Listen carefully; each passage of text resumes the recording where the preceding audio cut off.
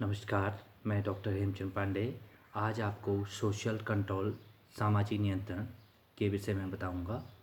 जैसा कि सामाजिक नियंत्रण सर्वप्रथम अमेरिकन समाजशास्त्री इयन रॉस पहले व्यक्ति थे जिन्होंने सामाजिक नियंत्रण विषय पर 1901 में अपनी कृति सोशल कंट्रोल में इस सामाजिक नियंत्रण के विषय में व्यवस्थित विचार व्यक्त किए थे।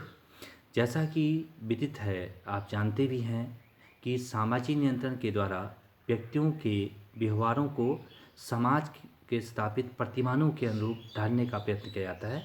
सामाजिक नियंत्रण ही एक सामान्य धारणा यह है कि लोगों को समूह द्वारा स्वीकृत नियमों के अनुसार आचरण करने के लिए तत्पर या बाध्य करना ही सामाजिक नियंत्रण कहा जा सकता है या माना जा सकता है।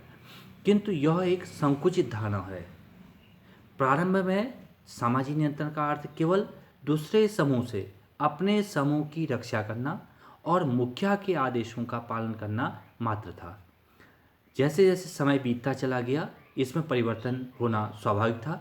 जैसा कि धार्मिक और नैतिक नियमों के अनुसार व्यवहार करने को सामाजिक नियंत्रण माना गया।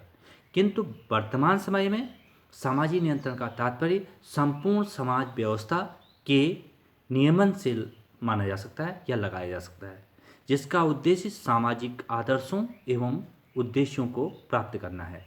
क्योंकि जैसा मैंने पहले भी कहा कि सर्वप्रथम सामाजिक नियंत्रण के विषय में रॉस महोदय ने कहा था। रॉस महोदय ने इस संबंध में अपने परिभाषा दी है। सामाजिक नियंत्रण का तात्पर्य उन सभी शक्तियों से है जिसके द्वारा समुदाय व्यक्ति को अपने अनुरूप बनाता है। और दूसरा, ऑगमन और निमकॉफ महोदय ने भी इस संबंध में विचार दिए हैं। उनने कहा है कि दबाव का वह प्रतिमान जिसे समाज के द्वारा व्यवस्था बनाए रखने और नियमों को स्थापित करने के उपयोग में लाया जाता है, सामाजिक नियंत्रण कहा जाता है।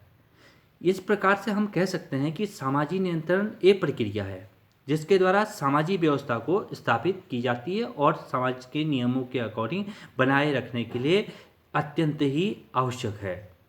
और ये भी कह सकते हैं कि विषमगामी प्रवृत्तियों की जो मूल धारणा है, उसमें हम लोग कहीं न कहीं उसको एक समाज के अहित में काम कर रहे हैं, उसको सर्वप्रथम सामाजिक नियंत्रण द्वारा ही कंट्रोल किया जा सकता है।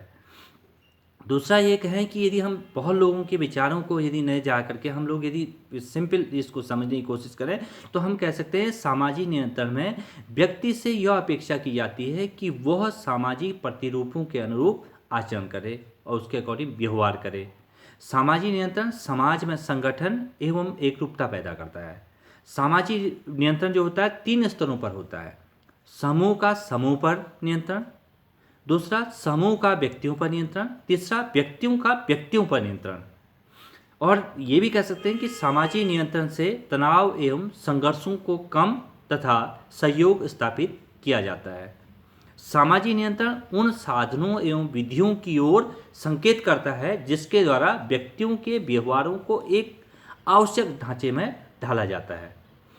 और भी ये कह सकते हैं कि सामाजिक नियंत्रण के लिए समाज में पुरस्कार और दंड दोनों विधियों का प्रयोग किया जाता है। साथ ही साथ सामाजिक नियंत्रण से सामाजिक संबंधों में स्थिरता एवं एकरूपता आती है। और इस प्रकार हम लास्ट में यदि ये कहें, निष्कर्ष रूप में हम कहें तो सामाजिक नियंत्रण समाज की व्यवस्था को नियंत्रित कर समाज को अनुशासित करने में सहयोग प्रदान करती है। सामाजिक नियंत्रण के द्वारा समाज का प्रत्येक वर्ग अपनी अपनी सीमा में बनकर समाज के नियमों का पालन कर समाज को स्थिर बनाने में सहयोग प्रदान करता है, स्थिरता बनाए रखने में कहीं न कहीं अपनी ओर से योगदान देता है। इस प्रकार कह सकते हैं कि सामाजिक नियंत्रण समाज को व्यवस्थित करने का एक तरीका है। और दूसरा, समुदाय के द्वारा ही व्यक्ति अपने कार्यों को, अपने व्यवहार को और अपनी रूपरेखा को नियंत्रित करता है। इसलिए समुदाय का रोल सामाजिक नियंत्रण में बहुत बड़ा होता है। समाज ही कहीं न कहीं सामाजिक नियंत्रण के लिए बनाए हुए, सोशल कंट्रोल के लिए बनाए हुए नियमों को पालन करने के लिए प्रत्येक व्यक्ति को तत्पर करता है। इसलिए हमें सामाजिक नियमों का पालन करना अत्यंत आवश्यक है चाहे सामाजिक कंट्रोल के लिए बनाए हुए, चाहे वो कानून के द्वारा नियम हो, चाहे वो सरकारों द्वारा बनाए हुए नियम हो, वो किसी भी प्रकार के नियम हो, उन नियमों का पालन करना प्रत्येक व्यक्ति के लिए अनिवार्य होता है। इसलिए सरकार एक प्रकार से कहीं न कहीं सामाजिक नियमों को पालन करने के लिए आपको तत्पर करती है। धन्यवाद।